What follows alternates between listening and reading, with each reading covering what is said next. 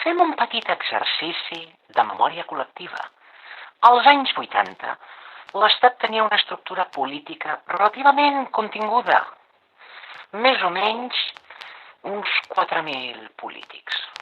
Avui, en canvi, tenim una jungla administrativa amb centenars de milers de càrrecs, superant de llarg la classe política de França, Alemanya i Regne Unit juntes.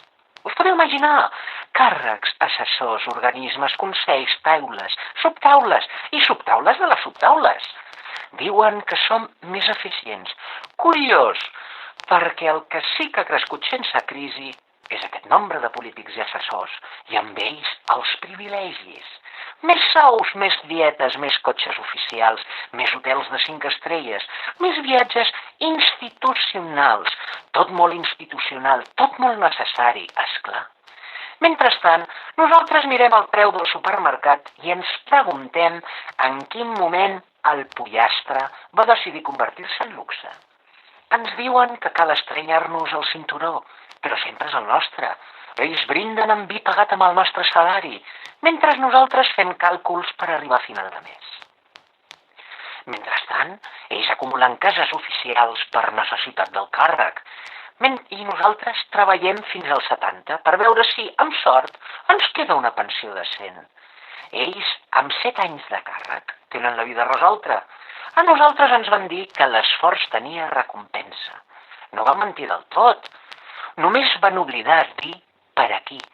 I això ens recorda aquest meravellós llibre de George Orwell, La granja, en què, si us recordeu, en la taula d'aquella espècie d'estatuts que tenien deia: tots els animals són iguals, però alguns animals són més iguals que altres. I aquí tenim un altre visionari que va convertir una predicció fictícia en una realitat. En fi, què hi farem? Al cap i a la fi, l'únic que ha millorat clarament és la seva vida. Treballem més que mai perquè ells visquin millor que mai.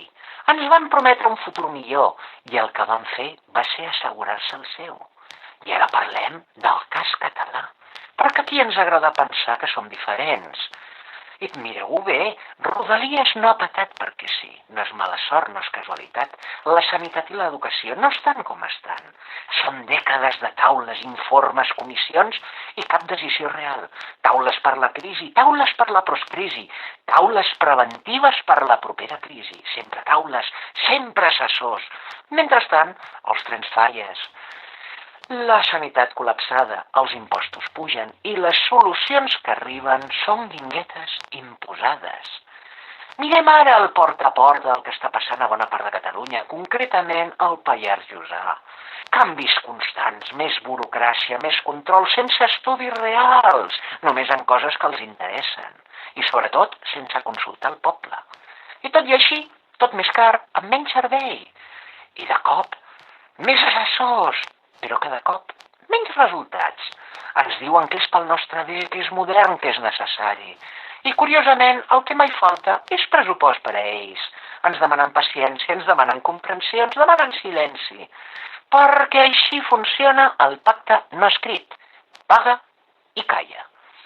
Ells tenen el seu món i nosaltres tenim el rebut. Potser el problema no és que faltin diners. Potser és que sobren polítics i falten conseqüències.